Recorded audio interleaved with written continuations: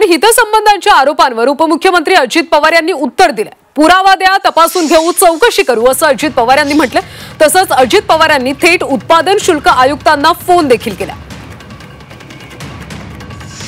जय पवारांची जी कंपनी आहे त्याला कुठेतरी फायदा पण होतो या सगळ्यामध्ये। अरे तपास ना बाबा, तुम्ही आता कुठलं अलीकडे काय व्हायला लागले, कुठली पुरावा द्या, तपासून घेऊ, चुकीचं असेल तर ऍक्शन घेऊ।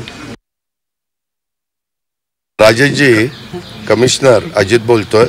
ते पत्रकार मित्र फार प्रेमापोटी प्रश्न विचारतायत आणि तोही दारूचा विचारतायत, तर त्याच्यामध्ये म्हणजे एक्साईजचा विचारतायत, तर त्याच्यामध्ये असं काही अलीकडे एका दिवसात सगळे काही परवानग्या दिल्या गेल्या?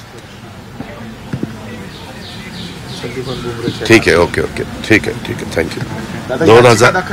2023च्या काळातली आहे आणि ते एका दिवसातली नाहीये। मला तुम्ही पर्टिक्युलर नाव जर दिलं तर मी त्या तारीखवार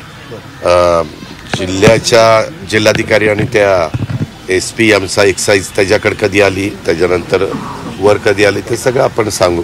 आपल्याला असं बेकायदेशीर काम करायचं नाही, काळजी करू।